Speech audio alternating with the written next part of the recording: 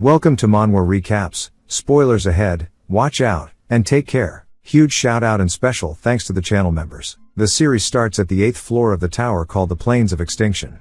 We see a group of adventurers approaching some form of an obelisk.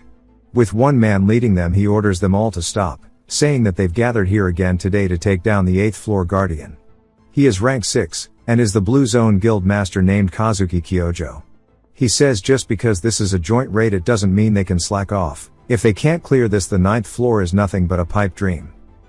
The group then starts to split. As more people are making an appearance, Kazuki says it is about time for them to show up. It is another guild called the Blue Earth. This man is rank 1, and he is the guild master named Subaru Narukami. Kazuki runs over excited to see him, as Subaru apologizes for being late. Kazuki tells him that he is actually the first one here. Subaru says that he heard the Muram Alliance is going to show up this time as well. Kazuki says that since Subaru is leading the charge, they are probably just trying to pick up the scraps. Subaru says that if they do want the scraps, then they are going to have it. He then hands something to Kazuki, and we see it glowing red. It is a legendary level equipment called Archangel's Blessing. It instantly recovers 50% of fatigue when used. Kazuki is surprised that he gave him this, but Subaru tells him that he intends for this raid to succeed no matter what. This is just in case. Kazuki says that he is probably going to need this too. Subaru says when the battle is over, he wants to know if he will come back to Blue Earth, as he can return it to him then. Kazuki looks a little bitter about it, but Subaru says that if he doesn't want to come back he can just keep it. As soon as he says this, a giant shadow looms over them, as they hear screeching. Subaru says it is finally here, and Kazuki says he didn't expect it to show up this soon. It is the Guardian at the 8th floor. As Kazuki yells telling everyone to prepare for combat, we see it as some form of a hydra soaring through the sky. Subaru calls it an ugly bastard. As a yellowish-black aura starts to emanate from his hand, the status window appears, saying that lightning energy is coursing through his body. Subaru says today is the day that he will take it down. The hydra stares down at him, and then starts to charge up, some kind of breath attack. Kazuki tells everyone to take cover, but Subaru tells them there is no need. Kazuki asks what he is doing as he walks straight up to it. The attack comes straight towards them. Subaru continues going forward. He unsheathes his blade, and slashes towards it, sending out an energy wave. It cleaves the breath attack into two, causing it to fly past the groups. Kazuki says that he is always surprising them, and his guild members say all that training sure did pay off. One of them then asks what he handed Kazuki earlier. He says they will find out later, asking if they are all ready for them to finally be able to kill this dragon, and break through the 8th floor. As Blue Earth takes the lead, the Blue Zone Guild sits there, and watches. He looks a little annoyed, saying that they are pretending to be close until one of his men approaches him saying that they have positioned the soldiers as planned. He says that's perfect, so it's time for them to begin. One of them says understood, while the other wishes him luck in battle as they both disappear. Kazuki is staring at the back of one of Subaru's guild members. As the fight continues, everyone is doing their part. They are dealing with heads simultaneously. One of the heads comes in as a woman leaps over it. A man yells at her, telling her not to attack without saying anything. She raises her weapon before cleaving down, taking one of the heads off of the Hydra, and tells him that she shouldn't have to tell him because this is so easy. He then freezes the part that she cut off so it can't regenerate, and tells her that she has no idea how stressful this is. On the other side, one of the men is readying his sword, asking another named Toshiya if he wants to bet on who will deal the most damage, and he stabs forward, shattering the teeth of one of the heads. As it's reeling from the attack, Toshiya says that he's down, but the loser has to buy dinner, and then he cleaves off one of the heads. The other dude is definitely going to have to owe him after this. The head starts flying towards the magish girl from earlier named Chino.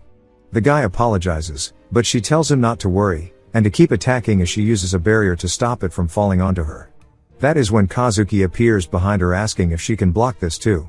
She wonders what he's talking about before she feels a sharp pain in her chest. It's too late if she's spitting up blood. Kazuki says that they're way too cocky, and that is their biggest problem. Chino calls out for Subaru, and he turns only to watch her fall over onto the floor as Kazuki smiles at him. His eyes instantly fill with anger, and Kazuki tells him that this isn't the time for him to be looking away, as the Hydra is coming in for an attack at the same time. We get a little bit of a backstory. People were chosen by the tower, forced to climb, and prepare for the beginning that will one day arrive. It was the very first message every player sees. They don't know if it's a trial, or a blessing, because nobody really knows who left it behind, or what their aim is. To this day it's still wrapped in mystery. All they can do is obey the command they can't defy, and aim for the top, a place no one has ever reached. People from Earth, Murim, Runeterra, Elfid, Lucan, and you name it. So many different dimensions. Step forward, each carrying their own mission, which was to climb the tower fully. Back to the 8th floor, the Hydra is finally dead, as we see its mangled corpse littered across the ground with adventurers as well. Subaru's guild members have been killed, as we see him panting with his mask broken. He says he told them to run, calling them idiots, but they never listen. Everybody said the boss was impossible to beat, but they actually did it. But he doesn't remember him telling them to die on him though. He calls them morons, but in a bitter way. A status window appears saying that he is poisoned, so natural recovery is impossible, and his fatigue is extremely high. Subaru says if he goes back alive they'll probably say something as expected of the Master of Lightning. We also learn that reaching 100 fatigue results in death. As Kazuki approaches him, Subaru asks why the hell he would do this, saying that he needs an answer. Kazuki tells him that it's been 10 years. 10 years of running toward today, saying surely he understands this was the only way for him to defeat him.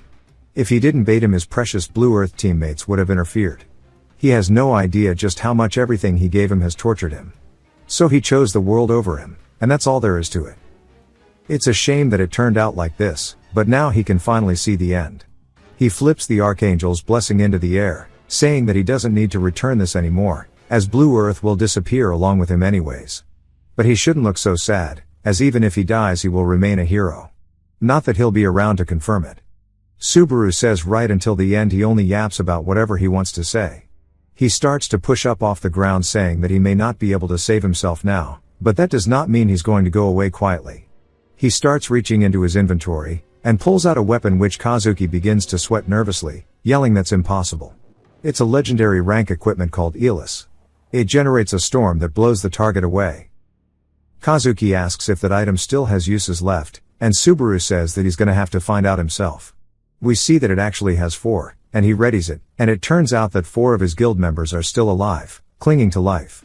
He says that if he could at least save them then it'll be worth it, as that's who he aims at, sending each of them soaring into the air. Kazuki realizes this, telling his men to chase them as they can't let them escape. He drops the weapon onto the floor, as he used all 4 charges because it starts to dissipate. Subaru smiles saying not on his watch, as he raises his hand into the air saying that they're all gonna be staying right here. The status window warns him that his fatigue has reached 95, and the duration of his ability is now limited. It is called the Master of Lightning Dissension, as lightning strikes exactly where he's standing, generating a massive shockwave.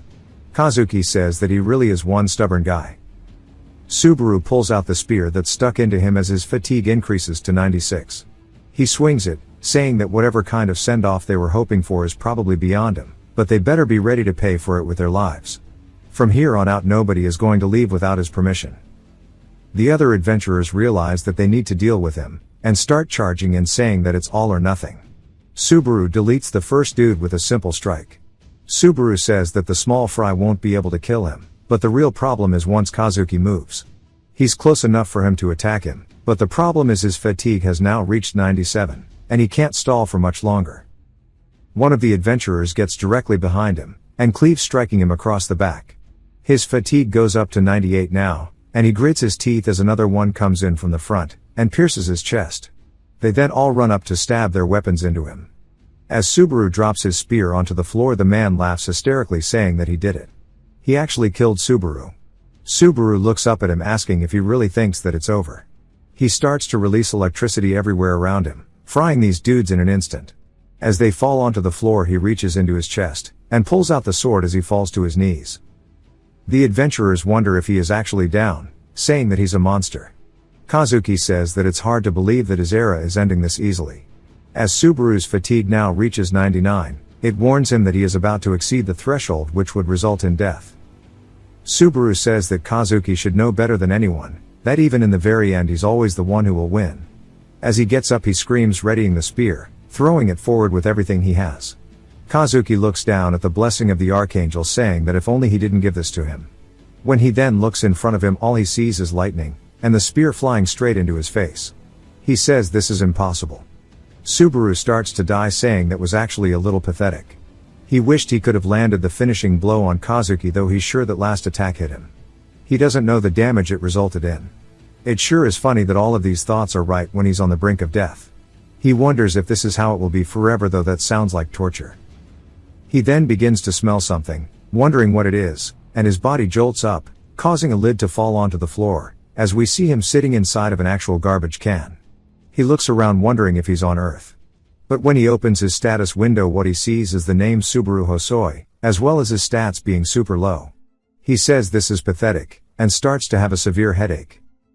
The memories flood in, as people constantly compared him to Subaru Narukami from 20 years ago.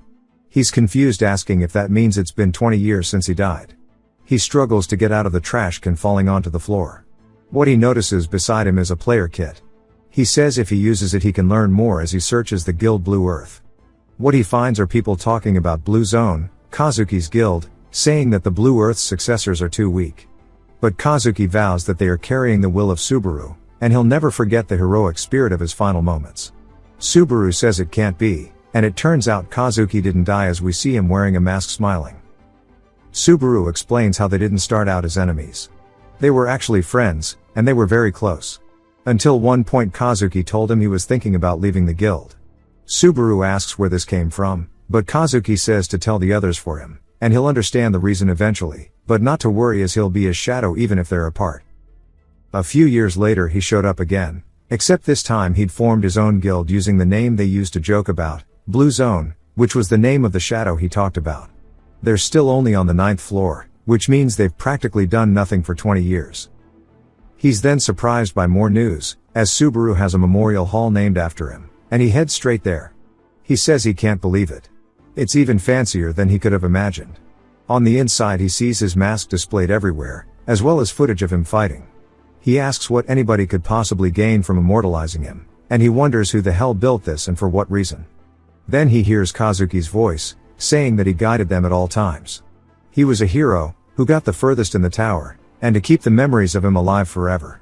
And that he, and the rest of his comrades, built this memorial hall in honor of him. Subaru's face starts to turn into pure frustration and anger, as Kazuki's hologram appears, saying that while Subaru and Blue Earth no longer exist, his guild Blue Zone is the only one that carries their noble spirit. Subaru says this is bullshit, and wonders if killing him wasn't enough, but he might as well live up to the expectations that he holds him to. And that if he just waits he'll rewrite the whole memory from the ground up, proving to the world that he's nothing but a traitor. Subaru says he won't waste this second chance, as he gets bumped into. He looks down, seeing a kid on the floor, and picks him up asking if he's okay, but then is surprised at what he sees, as his mask on his face. The kid's parents run over asking if he's okay, and Subaru says they just lightly bumped into each other, but what he sees is they also have his mask on. He takes a better look, and has to rub his eyes to make sure he's not seeing shit, as everyone around him is wearing his mask, and he wonders what the hell is going on here. He does recall Kazuki saying that even if he dies he'll remain in history as a hero, asking if this is what he truly meant by that. He can't help but find Kazuki's actions weird. He continues making his way down the memorial hall until he finds people praying to none other than a funeral altar solely for him. He wonders if this is just a farce to steal the glory of his guild for himself, but then as he's looking at the flowers decorating the grave he notices something, one of them glowing. His eyes instantly sparkle with hope and he quickly pushes himself through the crowd as they tell him to watch where he's going. He kneels down in front of it and reaches into the flowers, pulling it out, asking if it belongs to Shigure Asagiri. Elsewhere outside of the building we see somebody watching it from above, saying that they managed to get through this year without incident too. A woman tells him this talk that he's being carefree. If they had just been a little late they'd have run into Blue Zone, but she wonders if just offering flowers should be enough every year for the memorial service. The older man says that you never know what might happen, just in case. As he dispels his disguise he says that Subaru might notice the flowers he offered. The woman asks if he really thinks that he's still alive. The man says he hasn't confirmed it with his own eyes. The woman says rather than them finding Subaru it'll probably be faster for Kazuki to figure out where they are. Besides, even if Subaru was alive he wouldn't have stood by and watched the shit for 20 years. The man smirks. And later that day we see Subaru sweating nervously. He's gripping onto the flower, calling out for Shigure. He heads back to the house from his memories, saying that he guesses this guy was a brokey. He searches for his guild once more, getting no results. But he says that he's certain that Shigure is alive. I'm not sure if that person from before was Shigure or not. As Subaru says that he knows they are alive hiding themselves, and for 20 whole years at that, knowing him he wouldn't have just let everyone go if he knew the truth. Then he wonders if Shigure survived alone. He can't be sure if all 4 of them were blown away back then, but as long as Kazuki is alive and kicking, making contact now is nothing but a suicide mission as he's powerless. Forcing his way in would just put a target on his back, so first he needs to focus on getting his power back. Coming to this body's memories. 2 days from now the tutorial to become a player will begin, and if he can just survive it'll be more than enough, because if he's alive they can meet again anytime. 2 days later he heads to the tutorial exam hall, and we see somebody just finish their test with 2 dead goblins on the floor. The exam proctor, Hugar, looks a little disappointed as the man barely killed the 2. He says that while he passed it was barely, asking if he wants to try the next step. The man asks what he means by next, only for the status window to appear saying that the higher he clears the more rewards he gets. He says hell no, and as there's no way he can take 3 on at once. Hugar tells him to stop yelling as it hurts his head. The dude asks if he still passed though. As Hugar sends him away he says that that's as far as he goes in the tutorial, but for a wimp like him to pass it is sad. And today the only person that he showed any interest in was someone named Isaac, the son of Reinhardt. Aside from him clearing all the way up to the 20th stage, not a single one of these participants shows any promise. The standards for this tutorial are abysmal, and the quality of recruits has hit rock bottom. He then looks for his next contestant and spots the name Subaru, saying that that is a pretty heavy name to carry, but that's only if he manages to pass. And he asks him if he's ready to start as he summons 2 goblins. He says that his goal is to defeat them, but Subaru dashes past, cutting both of their heads off before he can finish his sentence. Hugar is surprised and wonders if he really missed that, as he turns spotting both of the heads fall onto the floor. Subaru says he spent the last 2 days testing the limits of his body and it was the right call. The body he woke up in was actually pretty damn exceptional. The status window asks if he would like to proceed and he says of course. Hugar is just speechless. Another head rolls onto his feet a little later, as we see Subaru's killed countless goblins. He asks what the hell is going on, as he's not just swinging his sword blindly. He's reading 3 moves ahead, and calmly dispatching all of the enemies, which means he's not just good at swordsmanship, because even he wouldn't be able to pull off movements like that. As they are very similar to that of Subaru Narukami's from 20 years ago, as of course Subaru stabs a goblin in the chest, he pulls out the blade killing it, and he's cleared all the way up to stage 49, and it asks if he would like to clear the final boss. He says he might as well. As the ground begins rumbling, cracking underneath, a hand stretches out of it. Hugar warns him that he's not Narukami, and that if he values his life to stop right now, as we see a giant monster coming from the floor. We learn it's called the Goblin King, and due to the fact that he's cleared this far it begins to grow enraged. Hugar tells him that he should give up before it's too late, as fighting that thing is reckless, and it's practically suicide. He shouldn't get greedy, and no matter how skilled he is he can't close the gap in stats. Subaru says that he knows that with his stats he probably can't deal any decent damage to him. Even so he refuses to stop here, as he drops his sword onto the floor. Hugar wonders if he's actually lost it, asking what the hell is going on, but he knew something was off with this kid from the start. The Goblin King charges in as a needle pierces its thigh. It looks down surprised but also confused. It then looks up a little worried at Subaru wondering what he's doing, as he's pulling out the needles from the Goblin's Club. He says that he knows it must be surprised, but he wants to make a bet whether it'll take him down first or if he turns it into a porcupine. He raises 3 needles and throws it, 2 of them piercing each of its eyes. As it starts falling backwards grabbing onto them. Subaru closes the gap, but the Goblin King expects as much as he grabs onto his axe and swings down where he was standing previously. Subaru sidesteps the attack and looks for the next target. We get a flashback to him practicing throwing daggers at a target, and one of the women from his party says that that's not how you do it. Her name is Rina. She tells him that anything could be thrown as long as you understand how the center of gravity works and how to flick your wrist properly. As she throws a pin forward it hits the bullseye shattering it. Back to the present we see the Goblin King spitting up blood as it has a needle in its throat, but it's not just that, as it's pierced all over now. Subaru says that power is proportional to the rotation force, and accuracy is inversely proportional to hesitation, and that's all things that Rina taught him. Hugar though is watching all of this saying that for him to use the goblin poison needles is absurd, as the goblin corpses don't disappear until the trial is over. It's not just the swordsmanship he used to cut the goblins down, but also his throwing techniques are super advanced, and he must be a genius, but even a word like that doesn't even cover it. As the Goblin King starts to wobble, it falls face first onto the floor, and Subaru picks up his sword, saying that he has no grudge against it before killing it. The status window appears, confirming it, but also tells him that he has cleared the stage 50 for the tutorial for the first time. Subaru says it's still just the tutorial, and he doesn't want to face that kind of monster in the practice stage. He starts to get spammed with status windows about how he earned credits and points unlocking the tutorial shop that can only be used in the stage. He wonders what he can buy with what he is now, as he has 2,400 points. He says even he's never seen this shop before, and he opens it. He starts browsing it, seeing that it looks like the range is anywhere from 5 to 2,000 points, and he's still gonna have quite a few left over. Something catches his eye as he's looking at a rare rank weapon.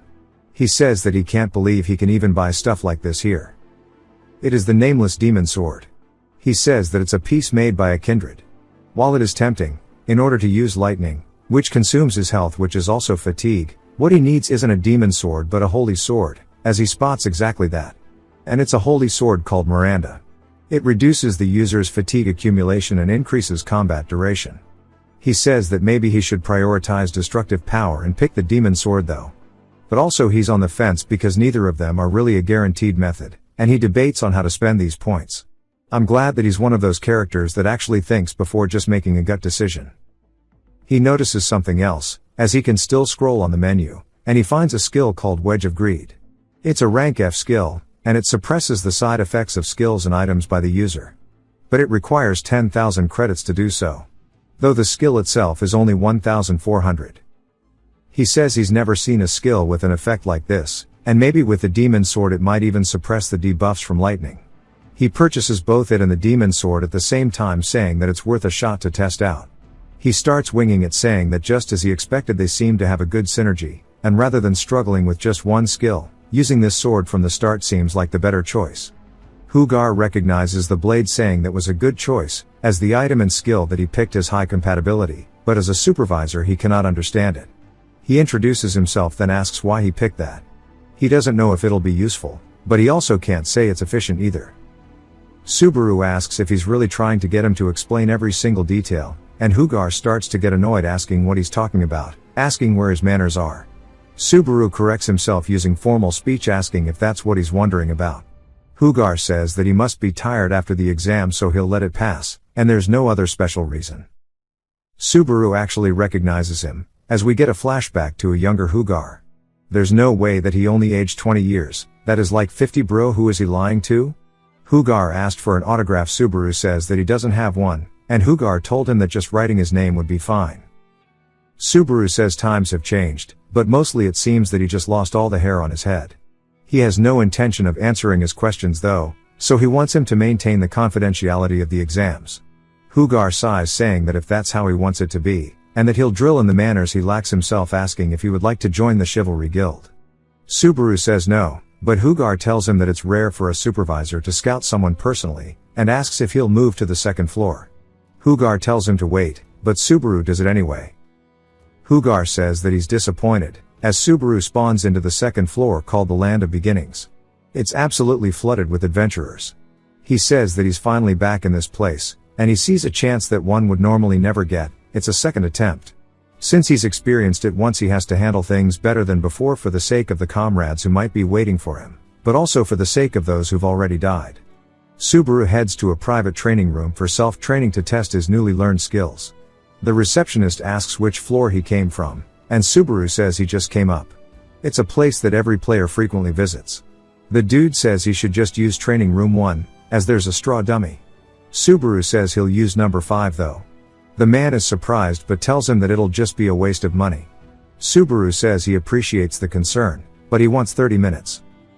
The man tells him that there's no refunds if he leaves halfway through. He can't believe he's acting like he's some kind of protagonist of a drama. Subaru spends the credits and explains that the higher the number, the harder the room. For a newbie player with no gear, getting side-eye is natural. As he enters room 5, he says it's time to get started. He grabs onto the blade and starts to unsheath it. As it recognizes him as its owner, it increases all of his abilities temporarily, consuming his health and mana, but Wedge of Greed activates, resisting the backlash of the sword, returning some of his health and mana. But it fails to resist at all, and he loses some of his fatigue. He says as expected it's too weak, but he just needs to push himself a bit more. The sword then starts to absorb more of his health as he spits up blood, but his abilities will increase proportional to his health loss. He wonders if this is truly his limit but says that it's still within his expectations. He uses 10,000 credits to level up his Wedge of Greed skill. As we see his hand trembling, it eventually subsides, and it is now rank E. He resists the sword's backlash, which is a partial success. He then swings again as it consumes even more health, increasing his abilities even further. He says that with this it's more than enough to call it a success, and he can test his strength as he starts running straight forward into the traps. A little later we see the receptionist falling asleep, and he wakes up to somebody walking past him and asks if he's still dreaming or hallucinating. As it's none other than Subaru covered in blood leaving the building. He says it feels like not even 10 minutes have passed. There's no way that's the guy who went into room 5. He goes over knocking on the door asking if he's still in there, but when he opens it he's startled by the fact that it's been completely wrecked, and he asks what happened here. The next day Subaru wakes up in his bed asking how long he slept for as his body is all stiff. He says that with this warring normal cursed sword he wouldn't have gotten off this easy. The physical burden has definitely increased, and he managed to draw out the sword's power, and normally with his stats he shouldn't even be able to lift the sword let alone use it.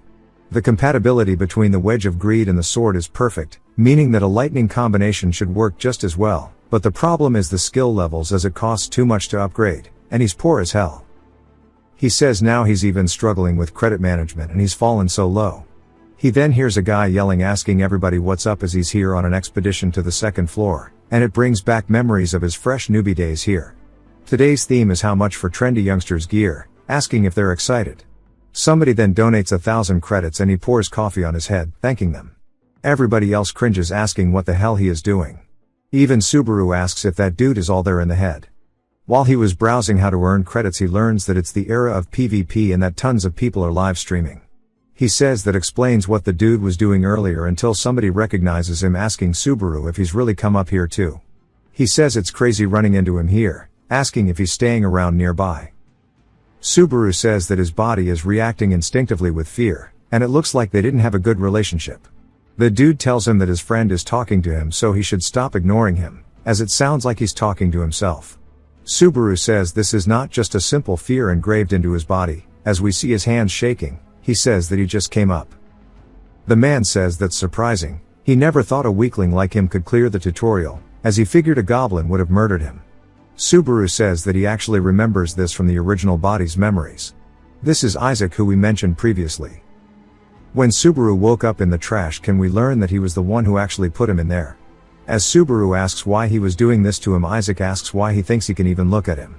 His name annoys him, and he can't even follow simple instructions since he can't do what he's told. His parents must be so sad that their kid's empty-headed. He starts taking something from Subaru. Subaru says that the credits he gave him weren't enough, so this is what he had to get. Isaac kicked him in the chest telling him to stop talking back. From now on the garbage around here is his home. No matter what happens he's never getting out of there, and if he finds out that he stepped out he surely knows what will happen. Subaru asks what kind of idiot the original owner is of this body to just take a beating. Isaac says that he cleared up to stage 20, even breaking his dad's record. That the supervisor showered him with praise. He even learned a skill as a clear reward which is B rank, apparently the highest you can get in the tutorial. So he's gonna grab a drink too. Subaru tells him to take his time as he's heading out. Isaac says that on his way back he should buy him some coffee, and he can pick whatever. Subaru asks if he heard that right, and Isaac facepalms saying that he's as disobedient as ever, but also wonders what's with him lately as his eyes are looking straight at him asking if he forgot the meaning of fear or if maybe his soul got swapped somewhere along the way. Subaru says he doesn't have credit so he can buy his own coffee. Isaac tells him to sit, and Subaru walks past him saying that he doesn't have time to take care of the original body's revenge, but if Isaac gets in his way that's a different story. He then feels a sensation on his arm as Isaac is holding him from moving, and he asks if he really wants to see what happens to runaway trash like himself. Subaru tells him to let go if he knows what's good for him. The other patrons start watching as Isaac tells him to stop getting cocky, and we see his eyes full of rage. But he tells himself that he can't cause a scene in front of this crowd, and making a fuss will only make things worse. Then he starts fake laughing, telling him to not be scared, just giving him a little scare like old times. And he's still as much of a small fry as ever. With his skills he probably barely even passed the tutorial, and he gets that he's feeling good about himself, but he needs to remember who he is. There's no way trash like him could even fight back. If he wanted to, he could make him quietly disappear, reminding him who his father is. He tells him to be careful as he walks away, calling him his friend. Subaru says friend my ass. But explains to us his game plan, as there are two main ways for players to grow. The first is through trials. By passing the tower trials and acquiring rewards, players naturally grow stronger. To take the tower's trials you must first pay credits, but safety is guaranteed in the virtual space. Since trials are conducted there, even if you die, all you lose are credits and your progress. The second is hunting. By hunting monsters outside safe zones or clearing special dungeons on each floor you can grow from them. And the growth is significantly faster than through trials, but they exist in the real world, so if you die there, you're truly dead. He heads to a dungeon called the Whispering Orc Nest. He says that players usually avoid hunting because there's no need to make life-threatening risk, but for him, the safer it is, the slower it is, and the more dangerous the faster. He pulls out his glorified iPad and starts browsing some streams and spots somebody with the name Subaru Narukami and how he has 80,000 views. The dude asks if everybody's been waiting, as he's going to be challenging the third floor trial. Subaru asks how many people have used this same concept of him from his past life. Someone offers him 20,000 credits for a mission, and Subaru's just speechless. More people start doing it, and Subaru realizes that he's made a mistake. This dude is earning money through streaming very easily while he's fighting monsters risking his life, and this dude is making a killing. He thinks about it more and then gets up, grabbing his blade out of the orc, saying that he's going to continue killing more. As a group of orcs start making their way down the cave, he spots the boss orc general. Subaru says even without the poison needle like last time he has something even better today. As the sword starts absorbing his health, giving him stats proportionally to the health consumed, his wedge of greed resists the recoil, and he says that he's busy so he doesn't have time to waste on trash like them, as he dashes forward instantly getting through the front line. He then leaps up into the air, readying his blade, coating it with aura as he swings down. The orc general can't even react before its head gets sent flying. He eventually clears the nest and actually went out of his way to buy the mask he used to use. He says he's clearly understood now how streamers can earn money, and if he's going to do it he'll go out with what he's good at. While it might be a popular concept, he is the real one at the end of the day. He starts his live stream. At the company South Entertainment we see a woman inside of the office watching some streams, and she's screaming. The dude beside her freaks out, and she says that not even 5 people can clear it, and this is ridiculous. The dude then asks what it is, but she says that it's someone named Sabekachi. The man asks if it's another fake Subaru Narukami, and she says who knows. At this point she's just tired of seeing the concept of him, as everyone and their mother is cosplaying him. She thinks streaming is dying. The dude tells her to stop saying scary things, as they are able to make a living thanks to streamers. She says that it's right, but they don't even know the first thing about it. Even players who risk their lives climbing the tower find it tedious. We learn that her name is Hatsuka, and the dude asks why she gave up on the tower and lingers in a place like this. She says that it's because it's boring. Besides he gave up too. And if she were free she'd probably look for a new talent. He says that he dropped out due to a lack of skill, but he knows that she started climbing the tower to meet Subaru Narukami, so after she lost her goal it's no wonder all motivation was gone too. She's then surprised asking what this is, as there's an amazing kid on here. He asks if she found another weirdo, and she says that it's another Subaru Narukami cosplayer. He says this is outrageous as there's only one viewer. He asks how this is meant to be talent scouting. As she's watching a second floor player, and she's the only viewer. She says that's true, but when she sees someone wearing the mask she can't help but get her hopes up. And she tells him to give her 1,000 credits, and he begs for forgiveness. I have no idea what just happened. Back to Subaru. It's now time for the second floor first trial. He needs to clear the dungeon of beginnings and exit. Achievement points will be granted based on monsters defeated. He says that this isn't so hard, but still the feeling of someone watching him is actually a lot of pressure. A viewer named Love Money asks what floor he's on and if it's his first time being here. He says that it's his first challenge, and it's the second floor. Love Money asks if it's okay to stream then. If it's his first time he probably doesn't know his way around. As he's walking forward, a monster is on the ceiling and flies straight at him. He grabs it and throws it into the floor, killing it instantly, earning 1 achievement point. He asks if there's a problem with him streaming even though he's new. As he continued making his way through the cave, he now has 3 viewers. Someone named White says that his reflexes are insane, asking if people from the second floor stream now. Love Money says that she sees them occasionally, but they quit quickly because their viewer count doesn't grow. It's safer to not be greedy, and wait for party members to move together. Subaru thanks her for the advice, but says that's not possible, as he prefers challenging things alone. Love Money and White both say that he's doomed, as the people in the chat are flaming him.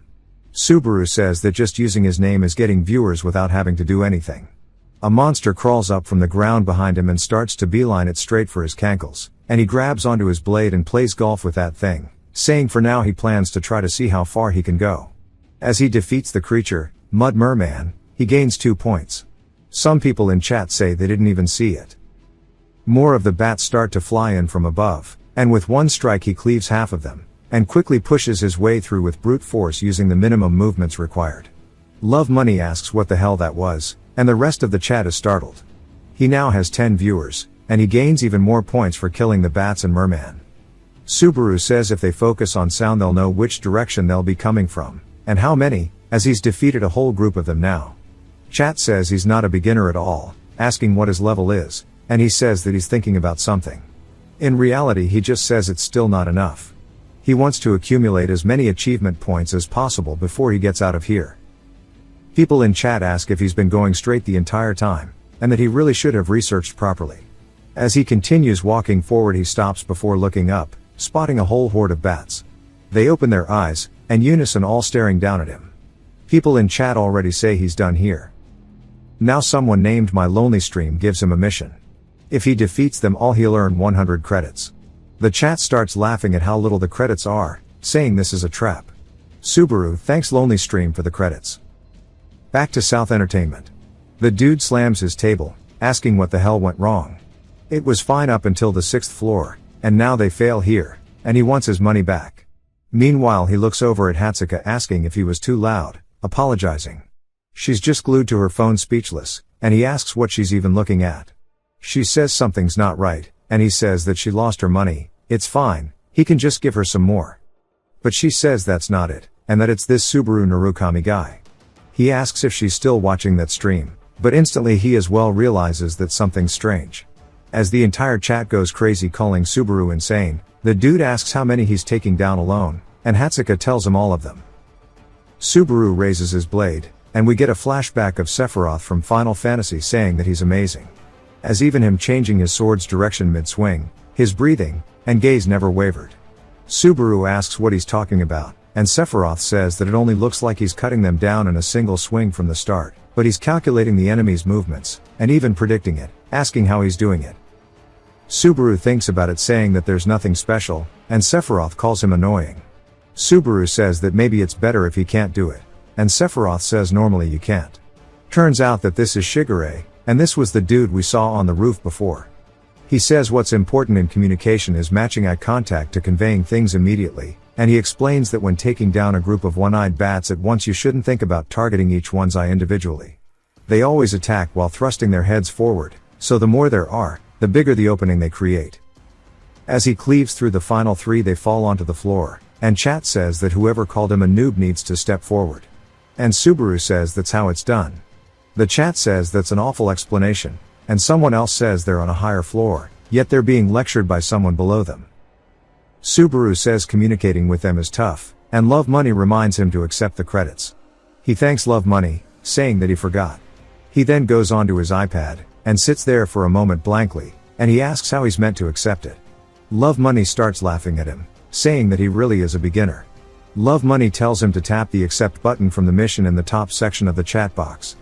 He thanks them, and says that the next area should be the last, as he now has 20 viewers. Meanwhile Hatsuka is screaming, saying this is bad, and she can't stop fangirling. The dude says that she's the bad one, and she just hurt his damn ears. She asks if he's ever seen something like this before, and he tells her to stop overreacting, as it's only the 2nd floor. She says of course she's overreacting, and he apologizes. She starts to fantasize saying that this could be fate, because of course she was a Subaru stan, and that it might even be the reincarnation of him, as you see it in novels and stuff all the time. The other dude says that as soon as it's all about Subaru she loses all reasoning. If only he knew she was right on the money. She says that she's starting to feel dizzy, and we finally learn that his name is Sunhai Eon. She asks what he'll do if she closes her eyes, and he yells telling her no. She asks if she really can't close her eyes. He says that he knows she's trying to scout him. She tells him that he's perfect though. Sunhai Eon reminds her that he's a brand new streamer. She says that she knows, and he tells her that she doesn't. If they tell that department head again, they'll just get chewed out. She says that he was just gambling earlier, telling him to stop acting so high and mighty, and that he should just wait and see. As she looks back down at her phone, Subaru is standing before a giant door. He says that this is the dungeon's end. He opens it, and says that he's been waiting for this. As the boss is Wolf Warrior Greg. The chat says the pressure is insane every time they see him, as his goal is to gain the Wolf Warrior's approval. He says the Wolf Warrior isn't a monster created for hunting. He is a gatekeeper that assesses the strength of players who clear the starter dungeon, and judges whether they can proceed. Somebody then offers 3,000 credits if he defeats the Wolf Warrior. Subaru looks surprised by this, and chat laughs saying that he's totally being baited into this. Greg's head starts to raise as he stands up, greeting Subaru, saying that it must be time for another one. Greg stares at him asking if he's alone. He's confused, asking where everyone else is. Subaru says that he's the only one here. Greg says as expected of the man who possesses the soul of a great warrior. Meanwhile at South Entertainment, Hatsuka and Sunhai Eon are meeting with someone, and he asks for them to repeat that, and how many viewers that streamer has. This is the department head named John Tail, and Sunhai Eon says that he has about 20 people. Hatsuka says no, it's actually over 30 now. He says he's not going to correct her, and John asks if she's fucking around, and that he knows they're gambling during work hours, and now they're trying to find someone with 20 viewers trying to get him sponsored. She says it's actually 30, and John says that's not the point. He tells her that she should be the one streaming with her skills, and look, she definitely have a lot of fans, and she yells saying that she just peaked, and he's already got over 40 viewers. He asks if she's even listening to him, and he's watching that freak that Subaru spotted earlier on. But back to Subaru, he grabs onto his blade as Greg releases the murder mittens. Subaru says that he doesn't have anything to think about, and he needs to calm down. He starts to gain his stats from his health. He says even if it's his first time, he needs to do it like he always has. Greg charges in, and Subaru blocks the attack. Greg then raises his hand coming in for a follow-up, and it's continuous. As Subaru is being pushed backwards, Subaru says that Greg is strong, and trying to match him with brute force is not possible. But he does have a way to do it. Greg says as expected of a great warrior. As he swings, Subaru sidesteps the attack, which Greg expected, as he's coming in for a follow-up immediately. Subaru tightens his grip on his sword, and matches the attack, generating a massive amount of sparks. The chat starts flaming the guy who gave Subaru the mission, saying that he could have passed through, and this is going to be too tough of an opponent for him to fight. Subaru says sometimes there are methods more effective than strength. Greg tells him that he entertained him, but this will be the end. As he closes the gap, he smashes the wall, sending debris flying everywhere. We see Subaru evade it, telling him that's his line, as his attacks are too one-dimensional, and he cleaves across Greg's chest, saying that that means they're easy to dodge. As Greg is reeling from the attack, Subaru doesn't miss a beat, keeping the gap closed. He slices again once more across his side. He then resheathes his blade as Greg calls him a magnificent warrior, and falls to the ground behind him. The status windows start flooding in. Subaru's gained multiple level ups, stats, and achievement points. The chat says this is the first time this has ever happened, and a lot of them are speechless. Subaru says he's defeated him, so it's time for his mission rewards. He claims it, saying that he'll put the money to good use, and now it's time for him to move on as the door opens. But as he walks through, he gets absolutely spammed with status windows mentioning all the types of trials. People go crazy in chat saying that there's only 16 known ones so far, and he's gotten so many, and that this must be the world record, but also that the choices are proportional to the player's talent. It asks if he's going to choose the lightning trial, and they say if he's going to use the name Subaru Narukami, he better. Subaru says of course, and then he selects the trial as he gets teleported to it. Back at Southern Entertainment, they're all watching him on the TV now in John's office, and they're going crazy right after he defeats the wolf. Hatsuka says that she told them, and there's already 60 people. There's never been a streamer whose numbers grew this fast. Then normally the missions only come in a hand, and normally you only get 1 to 3 missions, but he got over 13. The boss says that it's impressive, but for him to defeat a wolf warrior, it's never been done before. That said though, he's still a rookie streamer only on the second stage. The risk they'd have to take to jump on board with him is too big. Hatsuka asks him to make a bet with her. If he fails to acquire lightning, both her and Sunhai Eon will work with a fixed salary of 5 years. On the other hand, if he succeeds, he needs to sign him without any excuses. Sunhai Eon throws her across the room asking why the hell she included him, and he says he doesn't know her anymore. John says even if he made it to the trial, he wants to know if she thinks there's a chance, as the only player to have ever actually acquired lightning is Subaru Narukami. She says that they won't know until he tries. Her mouth looks cursed here. John laughs, saying that he's gladly going to take that bet, and Sunhai Eon's begging that he doesn't. Back to Subaru, it's time to commence the trial of lightning. He spawns in, and as he starts to get his bearings, someone yells telling him to watch out, and tackles him from the side, saving him from a massive attack. The dude looks up yelling at him, and Subaru is staring at a giant. The dude wonders what he's staring at, asking if he wants to die. The status window says that he needs to defeat the giant fragment, but Subaru just wonders why this guy is here, as the giant's readying yet another attack. People in the chat ask if something went wrong, because he's meant to appear in the giant race episode, not the trial of lightning. Subaru says that this thing is meant to appear in the second half, wondering if something changed because he defeated Greg. The giant swings down where he is standing, and Subaru dodges with bare minimum movements. He says that it's just big, as it's still slower than Greg, and it's a good thing that he knew the info beforehand. The dude comes back saying that he went through the trouble of saving him, so he should hurry and run. Subaru guesses he'll clean this up quickly before he gets interrupted. He starts to gain stats from the sword. We already know how this works. As he and the giant both ready themselves for an attack, the club comes down. Subaru sidesteps while the club hits where he was standing. Subaru stands on the club, using it as a boost to dash forward, soaring into the air even higher than the giant. He gets behind it over its nape, putting his sword to its nape, kicking it through the back of its throat. It starts screaming, and he calls it noisy. He twists the blade, saying that it should be quiet for the rest of its life. As he continues bleeding it out, it starts to feel woozy, and falls over, eventually dying. He has defeated the giant fragment, clearing stage 4. Chat's confused, asking what it means by stage 4.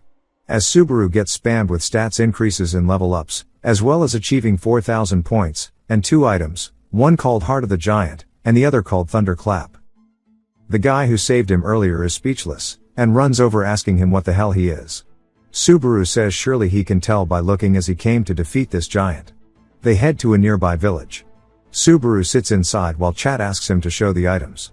He says he was curious too, so they can take a look together. He pulls out the Heart of the Giant, which is a rare rank accessory that enhances health and recovery, but also gives a flat health bonus. Subaru says he likes the effects, but also accessory type items are valuable. He also did happen to want some armor, as that's exactly what he gets. It's a rare rank armor that allows him to use Thunderclap once a day, nullifying status ailments, and has a remaining use as 3. Chat also informs him that the Heart of the Giant is an item that he can sell for any price. Somebody named Narukami Koa registers a mission of 5,000 credits if he learns lightning. Subaru thanks him, and even more people feel touched, giving him tons of credits for the exact same mission. Subaru thanks them all, saying that he will definitely show them to it, but also he can't believe there are this many people waiting for lightning, and perhaps he might have been a more significant existence than he thought. There's a knock at the door before Subaru tells them to go ahead and enter. We see the man from earlier, and another adventurer with him. He introduces the guy he brought as the village knight captain, Lord Peleus. They yap for a bit, and then head outside. The Scar guy says that recently giant attacks have been frequent, and they are on standby 24 hours a day, fully armed. For the citizens' safety, they ask them to not go out minus to get things that are essential. For him to meet an outsider at such a time is rare. Peleus says he heard that he protected the village while he was away, and on behalf of the villagers he's thankful. Subaru says he did what was natural, but he recognizes Peleus as he is the face of this village, and a brave knight who will stand tall against the giants. Peleus says fortunately during this reconnaissance they discover the chieftain of the giant race, and they intend to risk their lives to corner them. They beg, asking him to save their village. People in chat say they don't want Peleus to die this time around, and they get flamed for spoilers. Subaru says according to his memory in the next stage Peleus will die just as chat said. Subaru tells them to raise their heads, as he will cooperate as they wish. Peleus thanks him, and it's now time for stage 5 survival. How did he go from stage 2 to here, because wasn't he only on stage 8 in his past life? Anyways, as they're grouping up he's looking down at his iPad saying that the viewer increase is making his comments flow faster and faster, and he can't read them all like this. Peleus then tells them all to stop, and he points forward saying that this is their target, the giant chieftain. He will draw his attention, so they should attack from behind. Subaru grabs him on the shoulder, telling him to wait. Peleus wonders why, and Subaru tells him that it's not as it looks. The ground begins shaking violently, and Subaru warns him that the chieftain is actually not asleep. His eyes start twitching violently, and he stares directly at them as even more giants start to appear out of the cut, running straight towards them. Peleus freaks out, asking why, as this is some attack on Titan shit. His men get picked up and ripped apart. They can't help but watch in fear due to the difference in pure raw strength. Some of the knights start running before Peleus even gives the order to get back to the foot of the mountain. The giants' laughter starts to fill the entire mountaintop, and they keep killing the soldiers who didn't flee one after the other. One of the dead adventurer's brother cried while they stop him from running in. Peleus gives the order once more to the remaining soldiers that they need to leave, think about their families, and head home. As this isn't the end, they can start over after they cook up a better plan. As they start running away, he tells someone named Falcon that he's counting on him to lead them from now on. Maybe that is Scar. But Subaru steps up, catching Peleus off guard. He tells him that he should escape quickly too, and rebuild the knights, and face the giants again later. Subaru says that those are his lines as he starts to pull out his blade. As he asks Peleus if he's not going to escape, Peleus asks what he means, so Subaru tells him that he can't move freely if he's here. If he's going to refuse, then they'll die together. Peleus says that to abandon an outsider and flee is something he can't think of doing. Subaru says he doesn't want to repeat himself. Peleus then says he'll go gather the soldiers, so if he can hold out he'll come back. Subaru thanks him as he runs off, saying he's indebted to him, and to stay safe. The giants continue to walk forward, but so does Subaru, charging straight into their group, saying that he'll be their opponent. He dashes past one, cleaving its thigh clean in two, and another its shin. They start falling onto the floor, and he finishes them off as they start screaming. The other giants turn surprised as we see he's defeated 2 of them already, and gained 20 points. Subaru says no matter if it's a test or not, he's just used to being alone anyways. Back to Peleus running down the mountain frantically. He looks back once more towards the sound of the fighting, and grits his teeth out of frustration. The giants start to surround Subaru, and chat says this is a suicide mission. Subaru says including Peleus, who was supposed to die the way he is now, he might be able to save everyone. He readies his blade once more, and dodges one of the attacks, cutting one of their legs off, but also slicing its chest at the same time. This continues as he's chopping them into literal pieces, making his way towards the chieftain. He says that it's not difficult if he takes them one by one, the problem is how long he can borrow the sword's power. He needs to try to get high so he can see exactly where the boss is. He swings at one of the giants, bisecting that boy, and uses its corpse as it starts to fall as a stepping stool, soaring into the sky. As the giants look up at him, Subaru is scouting, trying to find the chieftain, and starts hopping face to face, making his way to the back. Chat says that one wrong step, and it ends to death. The sword gets resisted once more by his skill, and it lets him recover some of his stamina and mental strength. Subaru says that the equipment really makes a huge difference, but he still needs to find it before he reaches his limit, and that's when he does. He spots it off in the back with a shit-eating grin. As he's getting closer to it, we see it has a weapon ready. Subaru says that if he doesn't end this in one hit, he's gonna die here. The chieftain puts everything he is into this attack too, and Subaru says he hopes this works well, as we see him stretch his hand out and snap his fingers. He activates the ability Thunderclap, and it starts to echo throughout the entire battlefield, causing the giants to fall to their knees in pain due to the sound of the thunder being so close. Even the chieftain drops his weapon, holding onto his ears while screaming and yelling, saying that humans are always the noisiest people. Subaru is going to finish the job as he's aiming straight for his fucked up hairline. He raises his sword, plunging it straight through the back of its head, and starts twisting it just like he did previously as the chieftain starts spitting out blood. It falls backwards onto the floor with Subaru still on its head until it crashes down. Subaru steps off as he has now defeated the chieftain, which is called Giant Seed. He has cleared the stage and achieved a remarkable feat. His level goes up as well as his stats.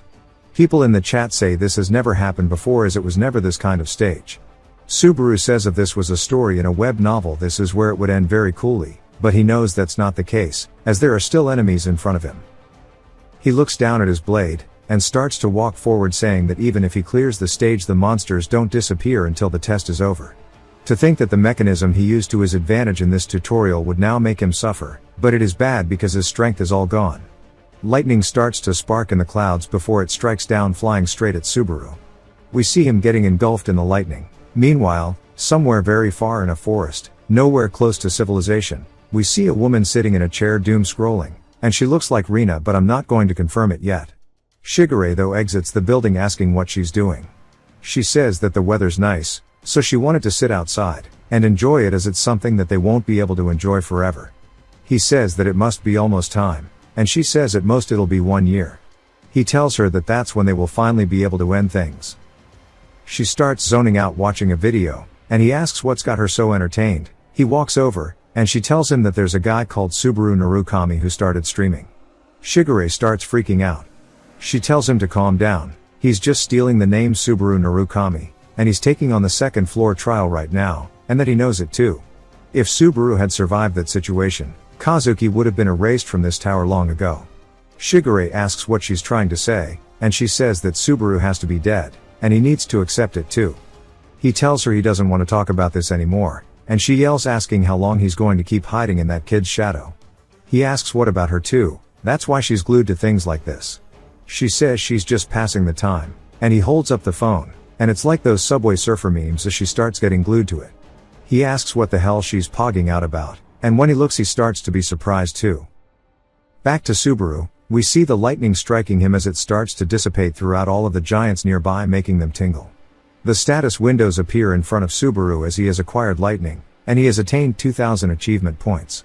It asks if he would like to continue the trial or move to the next floor, and the chat goes absolutely crazy because normally this isn't how you're supposed to acquire it, but at least he didn't die, which is good enough. We see it's an A+ rank ability or skill. Again, it consumes stamina and mana to wield the power of lightning, but it can be leveled up by adding lightning fragments. As he cleared the mission, he starts taking in all the credits that they gifted him. He now has 20,000. He did say that when he received donations he would do a thank you performance as he resumes the trial. The giants start to unfreeze, moving straight towards him, and he says that he's going to show them all what they've been wanting to witness. He uses his credits to level up the Wedge of Greed, and it starts to resist the backlash of lightning. He says he'd like to let it spread through his entire body, but right now he can only settle for his hand, and he says every single one of these giants are about to get their shit cooked. They close in the gap ready to attack him, and he tightens the grip on his sword, settling it into the blade now, and he says that he's going to let loose just once like in the old days, and he cleaves forward. It was such a devastating mana wave that it slices everything apart. With a single strike he has created a sea of corpses, littering the battlefield with their fleshy meat chunks. He starts to stumble from the attack, saying that he meant to leave enough strength to get back. He misjudged the output of the attack.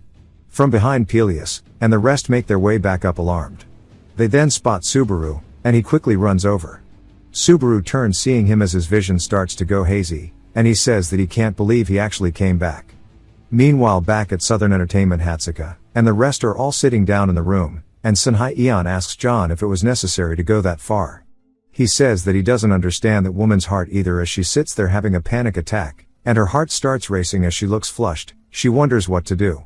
She says maybe it sounded too cold, but she might have just came off as too much of a business message, and she should have added more emojis. Turns out that she sent a message to Subaru, and she's straight tweaking. But Senhai Eon says that it only looked like a business message, asking if she's really one of those hardcore Crush fans already. John says that he thought she wanted to be a manager, and she says before being a manager she's a fan, and she can't help that shit. Besides, she already told them the lightning that only Subaru Narukami ever acquired has now been given to this new streamer, which means they need to get him on their side. Senhai Eon sighs, saying that she somehow managed to save their salaries. John says since nobody else could ever acquire it, this guy is definitely worth watching. Senhai Eon then finally notices his phone that's been buzzing, saying that it looks like Subaru read the message, but he left her on read as her face instantly goes from excited to devastated. She starts to contemplate her existence, and fades out.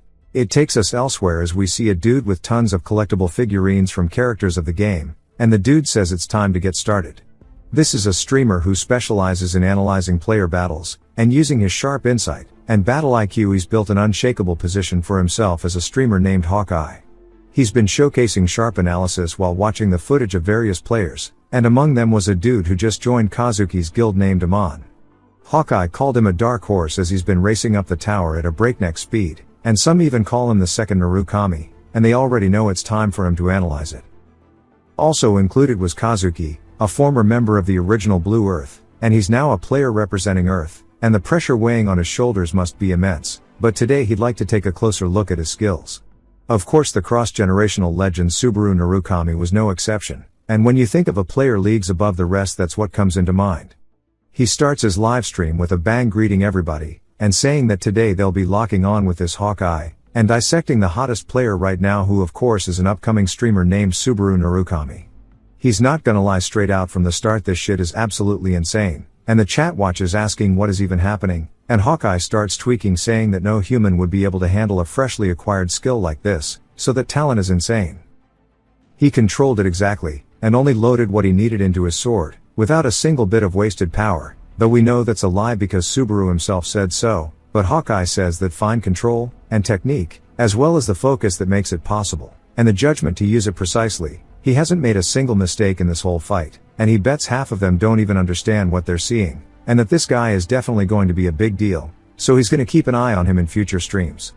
He then says he forgot to give his one-liner, and tells them that speaking strictly about control, he might even be close to Subaru in his prime.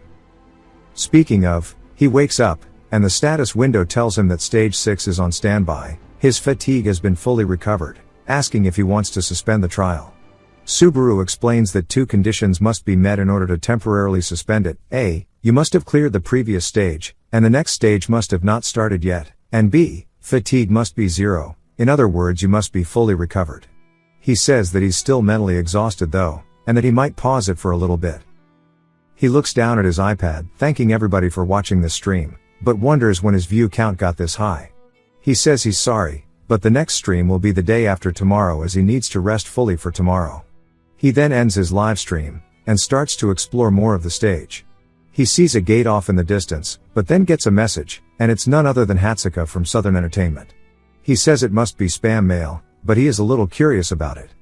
He heads back to the inn, and starts to look into the company. He says the world sure has changed since companies only for streaming exist now, and it's a pretty big one, and among the companies in the entertainment sector it's definitely top tier.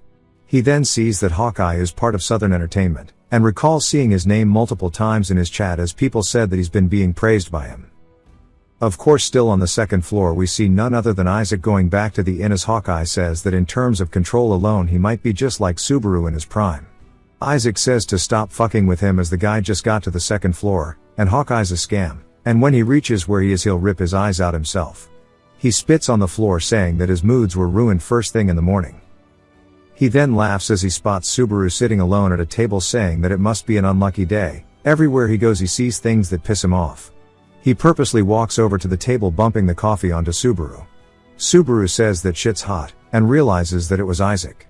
Isaac starts to chuckle, saying they've been running into each other a lot lately, and the second floor sure is small. Subaru starts to look back through his phone, and Isaac says that if he wants him to compensate for his coffee he will, because he knows he's broke, and pathetic. Subaru ignores him, and it pisses him off. He says that he's pretty sure he warned him last time, and he must have a screw loose in his head. He grabs him by the collar, telling him to wipe that smug look off of his face, as he won't let this slide. If he wants to get his ass kicked he should have just said so. Subaru grabs his wrist, saying he's sorry, but he doesn't have time for this today, as he forcibly moves his hand away. He even leaves marks on it, as Isaac wonders if he's always been this strong. Subaru says that they can just say that he paid for the coffee, thanking him for the treat. Isaac yells, telling him to get back here, as Subaru closes the door, and exits. Isaac says that he was trying to climb the tower quietly for once, and that he's so fucking tired of hearing the name Subaru everywhere he goes, and he barges straight out of the inn. Subaru's back on his phone, browsing through it, saying he might as well reply to the email. We see somebody in the bath, and it's none other than Hatsuka, as Subaru tells her he wants to meet. Boombaclaw fan service. But we don't get to see the meeting yet, as it jumps straight to another dungeon, as Subaru's cleaning his way through it, already at the final boss of the exiled Lizardman's hideout. He says that he's already gotten used to this body, but in terms of his abilities he's still not quite there. As the boss, which is a salamander, starts to crawl straight at him, he says in order to prevent an accident like last time, he needs to master the use of lightning. He needs to test what the maximum output is. He starts to charge lightning into his legs, leaping straight up towards the salamander just like he would in his previous life. The boss opens its jaws, and shoots out a fireball. Subaru raises his wrist, charging lightning into the sword as he cleaves it in two. But the wedge of greed fails to resist, meaning his fatigue increases. Once more he starts to move exactly like he would in his previous life, and channels some of his old techniques, cutting the salamander into 2 pieces. He clears the dungeon, leveling up, gaining more stats. Else later he's heading out of the dungeon back into the forest, saying that the effect of reducing stamina consumption is better than he expected. He still has plenty of room regarding fatigue as he's only at 61. With this it should be fine to increase the output even more, but the problem is doubling the credits required for leveling up the wedge of greed is just a bit harsh. He says he wishes someone would show up introducing him to a good job out of the blue to get more credits. On cue somebody does show up, but it's not who we expected, as it's Isaac asking if he's out here hunting. Subaru looks up, spotting his figure in the woods. Isaac gets close, saying that it sure is laughable to see him doing this, and he starts to smile, saying that they've known each other for a long time, but not once has he ever gone hunting. Subaru says that he sure is persistent in size. Isaac says that he really did think about it, but because of the anger he reached the limit of his patience. He wants to end this right here as he gets into Subaru's face. Subaru says that he can tell this guy is serious. It takes us elsewhere though, as we see Hawkeye entering a room, and John greets him, waving him over. Hawkeye says it's been a minute. John asks if his stream is going well, and Hawkeye says that it is. The viewers are mostly the same people, so his numbers don't change much though.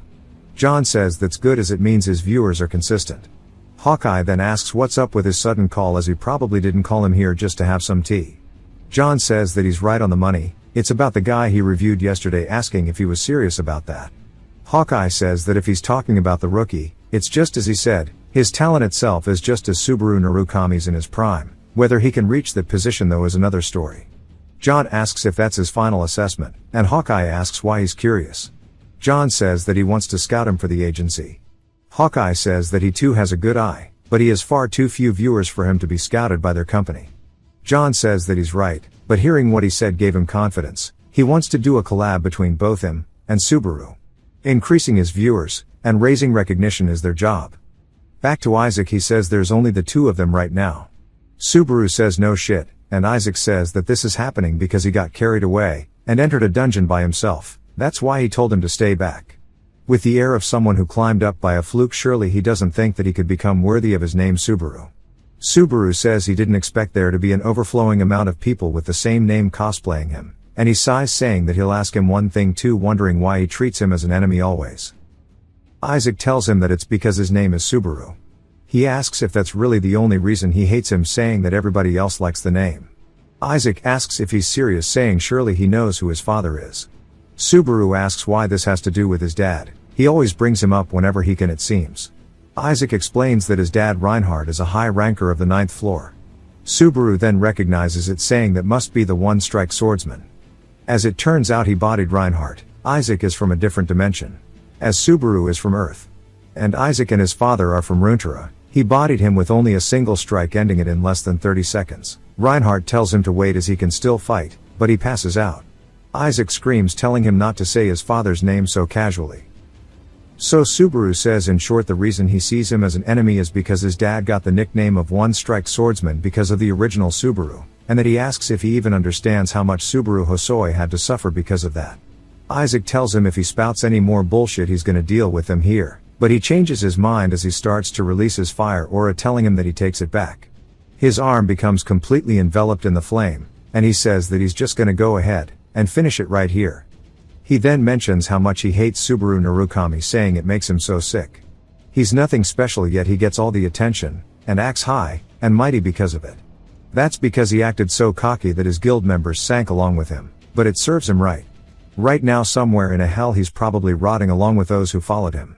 He launches an attack towards Subaru, saying that receiving his name was just bad luck.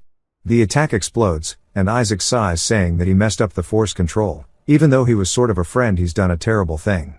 Next time he'll go kill that masked streamer bastard. Subaru says if he's looking for the masked streamer, but Isaac's just surprised he's still alive. Subaru puts the mask on, saying that he's right here in front of him. Isaac tells him that it's impossible, that he took his fire head on. Subaru says surely it doesn't feel good. Subaru dashes in, punching him in the gut. Isaac instantly falls to his knees, starting to throw up blood. Subaru says that he shouldn't have badmouthed his friends. Isaac asks himself why he's coughing, saying this can't be. Subaru then tells him that he's the real Subaru Narukami from Blue Earth. Isaac tells him to stop fucking around, and spit it out, asking if he's saying he's the streamer that's been going around. He says his lightning's not even that great, especially if trash like him managed to learn it. There's no way someone at that level can beat him. The fact that a piece of shit weakling who doesn't even come close to his level learned it means that he's above even Subaru Narukami of Blue Earth, it seems. He stretches his hand out towards him, asking him if he thinks he's wrong. The same second his hand gets sent flying into the air with a single strike. Isaac looks down at all of the blood, and begins to grow panicked. Subaru says that's not what he was asking. He's amazed he can yap so much while avoiding his question. He points the blade to Isaac's throat as Isaac asks what he's talking about. Isaac then starts to recall how he keeps talking about Subaru Hosoi in third person, and begins crying, saying there's no way, asking if he's really Narukami. Subaru slices him across the chest, saying that playtime is over.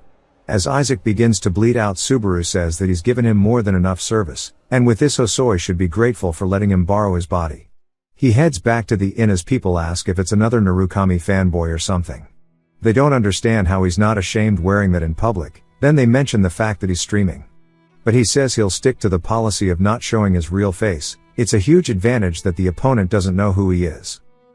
We then hear Hatsuka saying that she's sorry for making him wait. She begins to look super nervous, saying she's the one who contacted him, as a manager from Southern Entertainment.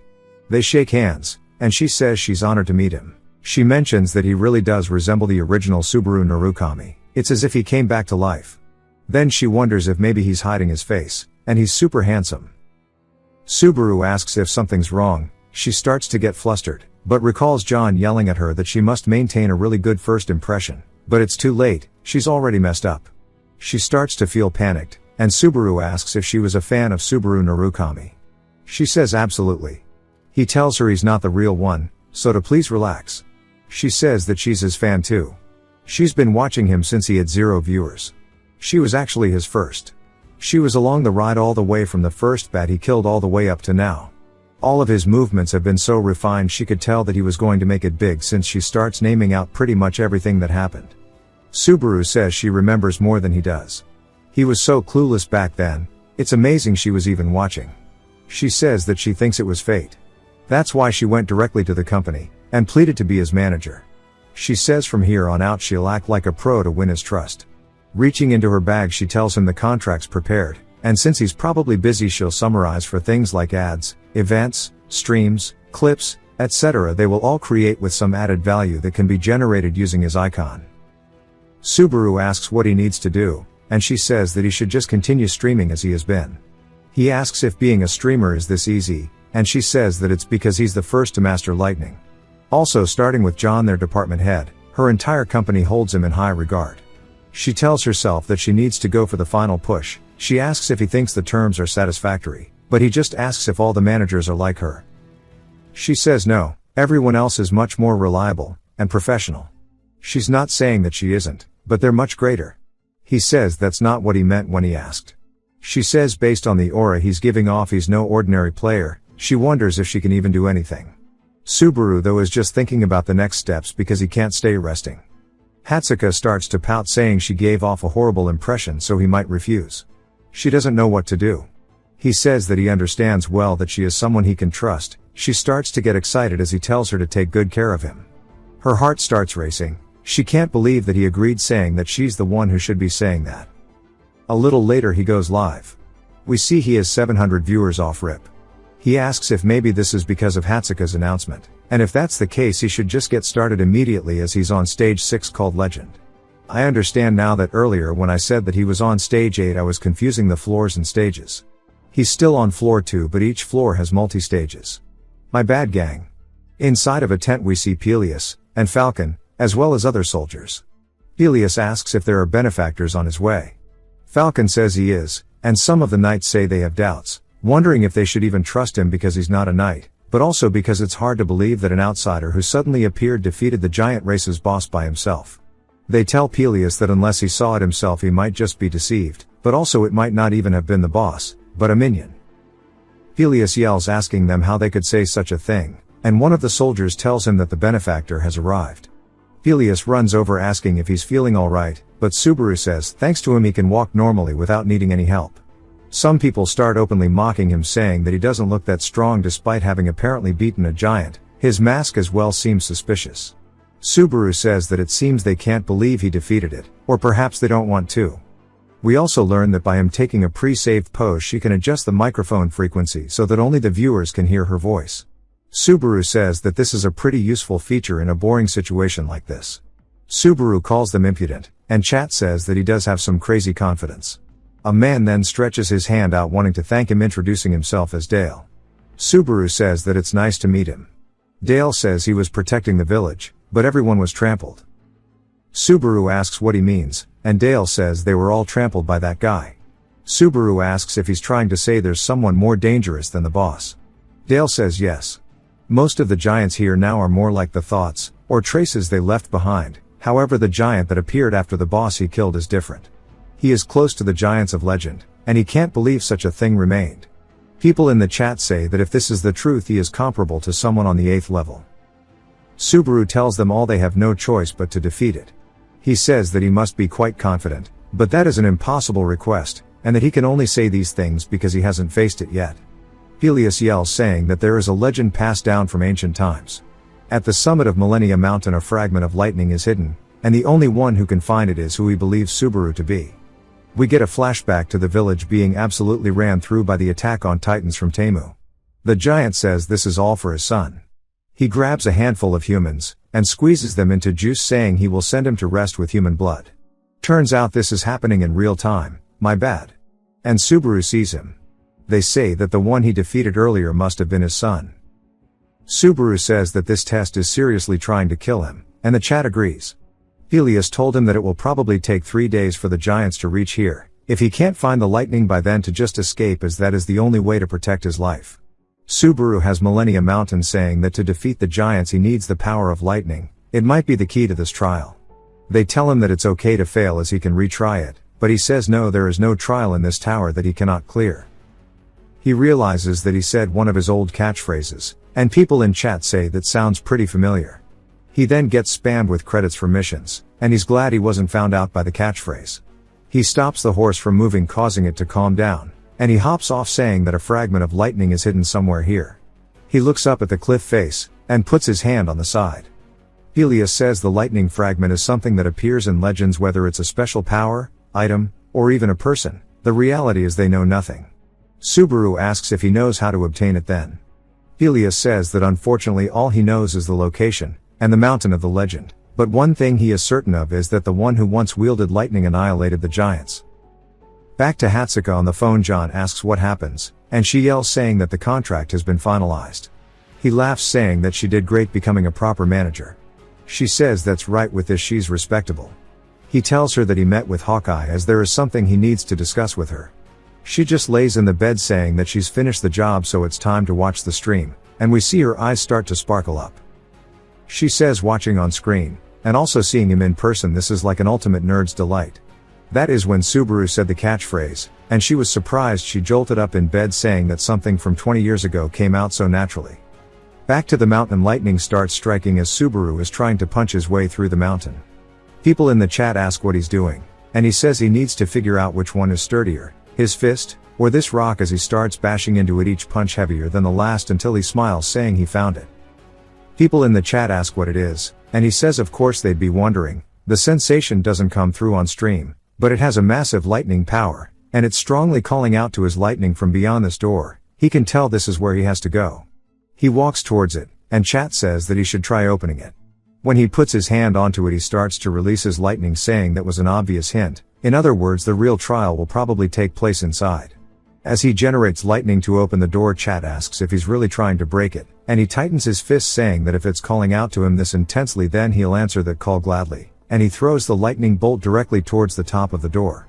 It starts to resonate with it, sending a shockwave throughout the entirety of it, opening it forcibly. Subaru stands in front of it, and once it's fully ready, he starts to head inside. A status window says that he's entering the path where lightning walks, and he cannot leave until the stage is cleared. Back at the camp, Peleus and his men are looking at a map. Dale asks if he really thinks he'll obtain lightning for real, and Peleus says that he's sure of it. Dale says even though he's an outsider, he sure does place a lot of trust in him, and Peleus says that he's already proven his strength, and there's no room for doubt. Someone else yells, saying, so what if it's lightning? Either way they're all going to die, as they just don't understand the kind of power that giant has, and he experienced it firsthand in the village. Helia says even so they can't just give up, they can place their faith in him this once without demanding anything in return, so there's no harm. The man starts tearing up, saying it's easy for him to say, and then they hear a scream from outside the tent. The entire area begins to shake, and a man barges in saying that it's actually here, and it's bad. Everybody's face looks worried as the footsteps draw closer and closer. Back to Subaru in the cave, he wonders what it wants him to do in here as it's completely empty. Someone in chat says that lightning's just too fast for them to see, and Subaru says that makes sense. Lightning before discharge is nothing more than scattered electrical charges in the air, so of course you wouldn't be able to see it, which means this is a trial where you search without your eyes. The name of this trial is Path Where Lightning Walks, and for that powerful lightning deeper inside him that's calling to him, it's pulling forward. He then realizes it, and gets ready, grabbing a rock, saying that this trial is probably lightning that can't be seen with the naked eye scattered throughout the air, and the deeper he goes the stronger it will react. As the rock disintegrates into the air, he says he guesses there's no choice but to move forward, that the trial sure does have a bad taste, and they're trying to test his endurance. Basically, if he can't endure it he will die. People start donating, registering it as a mission, while others are just gifting, saying that he should stop because the lightning he acquired might disappear, but Subaru doesn't care. He thanks them anyways for the rewards, and heads forward. Back to that remote hideout of Shigere's, we see him watching the stream thinking about something before the door gets slammed open. He jumps, and hides his phone instantly. The woman asks why he's hiding it, saying that he must have been watching porn. He says he's not hiding anything, his eyes got tired, and she says that when he lies his hair grows faster. She tells him to stop saying weird things, but ever since he said so she stopped watching the stream, but she can't help it. He says he sees, asking what she's here to do. She asks if he's really trying to say that she can't relax on the sofa, and then he hears Subaru's voice coming over his phone, and he starts yelling, trying to cover it up. She asks what the hell's wrong with him. He tells her to relax, and not to mind him as he mutes the stream. He says that she's more stubborn than anyone. She gets annoyed, and starts to leave. He asks where she's going, as she can stay longer, she can eat some bread, or lie down if she wants, but she heads upstairs, and slams her door. He sighs, saying that he was almost caught. If she knew he was watching the stream she'd make a huge fuss, and he doesn't even want to imagine it. Even if their positions were reversed, Subaru would never forget about them. Not the way he talks, as well as his personality is just like the Subaru he remembers, but Subaru was never this desperate to farm credits though, and he wonders what the hell this even is. She then puts her hand on his shoulder, saying that he should be asking himself that, asking if she was really meant to not notice that he's trying to fool her. He's 100 years way too early. He realizes he screwed up. The status window tells him to carve out the path of lightning. He continues walking forward until he feels a strong surge at his feet, and electricity starts to zap him all over. The progress is now at 2.3%. His hand begins to tingle, and he says this sensation is familiar. When it comes to lightning, he's handled it more times than he can count, and he just lets himself succumb to it as he continues walking forward, as there's a long journey ahead. The progress slowly continues to climb, and he says that knowing how far he is from the goal is already really kind of this trial. He tells chat that he probably won't be able to read any messages from here on out, as reaching the goal is his priority, but if possible he wants to aim for even more. As he continues walking forward, we see Hawkeye watching it all, thinking about something, and that was John telling him they should collab together. Hawkeye says it's special because John hasn't handed him a project in quite a while. We get a flashback to their little cafe date thing, and John told him that he always mentioned it to him that in streaming entertainment you can only do half the work. Hawkeye says that he already knows that there's a lot of other facts that determine popularity, and John says he knows, but Subaru's streams feel less like chatting with fans, and more like a veteran player's vlog, and while he may be a rookie streamer, all he needs to do is run his usual spectator-style content, and it might be a real opportunity to ride the comet, and become a star that rises alongside him. Hawkeye looked genuinely surprised by that, thinking that he ran away here because he wasn't confident in climbing the tower, but he also wanted to become greater than anyone else. But he does wonder if he can become a star like the old members of Blue Earth. He then hears Subaru grunting, and snaps out of it, asking what the hell he's doing in the middle of work, and he asks him if he's even sane, as Subaru is continuing to push forward, but slowly accumulating wounds all over his body from the lightning. But no matter how bad the wounds get, he continues marching forward towards his goal. We see him panting, saying that the stronger the lightning the deeper it penetrates into the body, but it should be more than enough. The smallest meridians throughout his body, including his heart, is beginning to flow with lightning. The progress is now over 20%, and the minor meridian activation is in progress. He gains a +1 to magic due to the lightning settling in his body, saying he will master this no matter what. He explains that the ren and du channels are the body's central pathways, while minor meridians refer to the small vessels connecting the whole body, and now that they have opened it means that the internal energy has reached every corner of his body, and that the original body's owner didn't undergo the purification of minor meridians, so he had to take a shortcut. He gets struck with the electrocution status ailment, and he says normally he would do this with his own mana, as relying on external lightning makes it easier, but brings unimaginable pain, and blood starts pooling out of his mask. In every step he leaves is a bloody footprint behind him. We see Hatsuka watching in her bed, asking if he's really trying to do that here. While moving his body, and relying not on his own mana or inner force, but on external power, she knows the pain must be unimaginable, and people can't even stay seated after watching this. Anybody else would have already fainted at this point, and even if dying in a trial doesn't affect reality, the pain still feels the same in real life, so why is he going this far? She can't understand it. He's now at 50%, and the activation is still in progress, but he gains another +1 to his magic. He says that it's all his fault, and it's like he's the one who killed them, and he always told them that there was no trial that couldn't be cleared, and not to worry, as in the end he's the one who wins. He said this before they entered the 8th floor, and he realized that if he hadn't said something so careless, as he starts crying tears of blood, none of them would have died. He recalls Kazuki's smug face, and pushes forward out of pure anger, saying that it's all his fault. He falls onto the floor eventually. He then starts to dream about an open field in front of him. He looks around wondering where he is, and spots all of his friends camping by a tree. His heart starts to race, and he yells out for them. Calling out each and every one of their names, he runs through the field saying that maybe it was all just a dream. He starts to tear up saying that he knew it, and he tells them that he had a disgusting dream, and he wants to tell them about it. But when they turn, their faces are nightmare fuel, and they start blaming him for their deaths, saying they didn't want to die. Subaru looks horrified. It continues with Chino saying that after acting all high and mighty he should have protected them in the end. His heart starts to race more as the campfire turns into a deep dark red, and he begins to develop cold sweats. As he watches them all get engulfed by the flames, they start burning alive, screaming, and he calls out to them, but they start turning into ash, and he yells telling them not to go as he drops to his knees. He begs that they just wait, as he wanted to still look at their faces. He then wakes up, and starts to stand back on his feet, saying that this is the hallucination they say often happens during the opening of the meridians, and he almost fell into key deviation. His progress is now 98%. He gains another +1 to his magic, and he says that he doesn't know who created this ridiculous trial, but he's glad that they are reminding him of the reason he is living, and that is solely for the sake of killing Kazuki. Meanwhile, back at the town, everybody looks horrified as they stare up holding any weapon, as a giant is now standing over their gate grinning at them, and they start to wonder if that's the real boss. One of the soldiers says that the masked man ran away in the end, but Peleus yells saying that their benefactor will definitely return. He's tired of the fact that they keep doubting him and judging him. They try to explain it, but he says that they should feel ashamed. This isn't very knight-like. Dale puts his hand on his shoulder saying it's just as he says, and before blaming others, they need to protect the village as that is their duty in the first place. He draws his blade saying that knights are not the ones to be protected, but the ones who protect, and he leads the charge saying that if they are going to die they might as well do it with honor. They start charging in. Back to Subaru, he's now at 99% for the progress. What he spots is a lightning orb.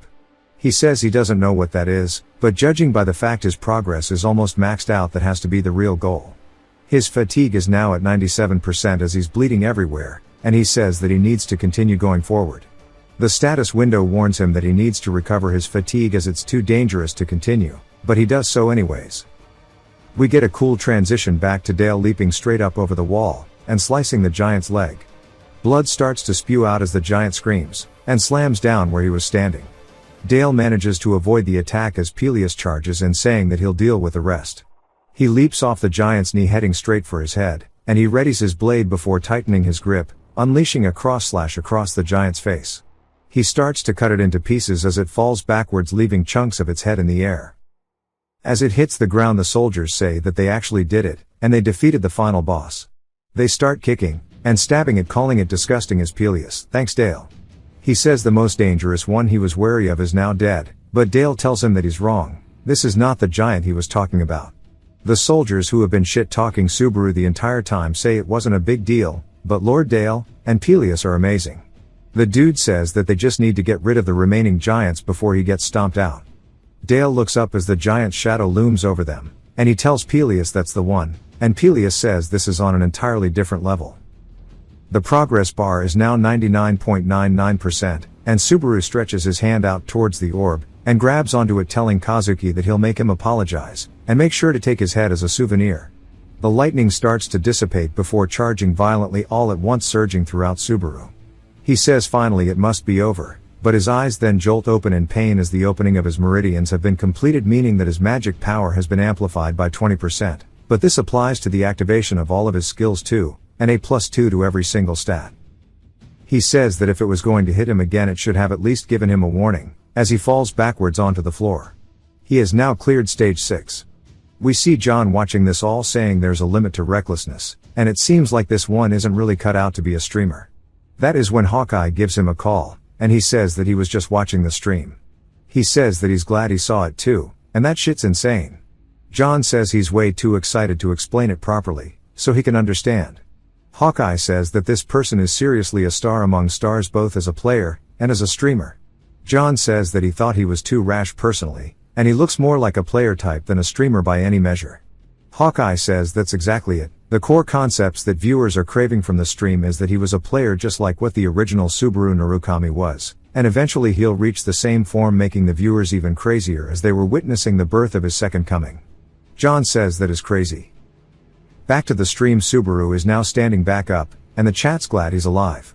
Though he does look up, his vision's a little blurry, and he says that his fatigue is still pretty high. We see it's at 81, and he's glad that it went down, thanks to a stat increase, and while the last lightning was unexpected, the results are pretty good overall. The status window says that since he's cleared the mission, he claims all the mission rewards from the chat. He now has 20,000 credits again. He says it's piled up, but it's not enough to raise his skill level, but maybe if he takes down that giant he'll get it, and thanks to the power he's now obtained it'll be the key to defeating it. It's called Lightning Spear. It's a legendary rank weapon, and it's an ancient spear forged by shaving down lightning. It only has a single use, but it fires a single massive strike. Subaru says as a single use item it's something you don't see even on the 8th floor in a place like this. It's crazy. He says it doesn't look anything like a spear, but it has the power of a nuke, and for high rank items their forms can sometimes change based on conditions, but it's time for him to go take down the giant. Back to Peleus, we see his face full of horror as the giant's eyes glare down at them, and then it raises its head, and looks up into the sky before yelling. For some reason it's also called Greg, just like the wolf, or maybe the translation is just straight ass. The guy who was crying about it earlier starts laughing, running to the foot. Peleus asks what's wrong with him, and he says he already told him that they don't know anything, and he bows to the dude's grippers, saying that he's not like those other foolish humans asking for mercy. I wish I could smell them. The giant Greg asks what he means by God, and why he's lumping him together with those vile filthy creatures. The guy realizes he made a mistake, and Dale tells him to move. He then tells Peleus to hurry, and take the villagers, and run as far as he can. Dale looks up like that William Dafoe meme as Peleus yells out for him. He gets crushed, turning into a meat crayon, and chunks of him fly past Peleus. Peleus says he can't see a path of victory as their escape route is also completely blocked off. He thinks about it, wondering if this is the end, but grits his teeth, saying that he knows who killed his son. The giant asks who it was, and kneels down trying to get a better answer. Shaking, Peleus grabs his blade, and points over to the mountain, saying that the human who killed his son went that way to gather the power to kill all of them. He hopes that he gets fooled, and goes over there.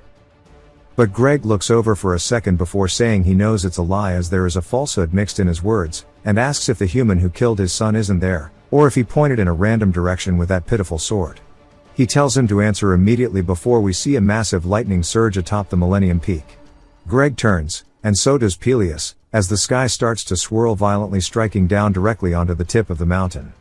Peleus says that has to be his benefactor, but it's now time for stage 7 lightning to actually begin.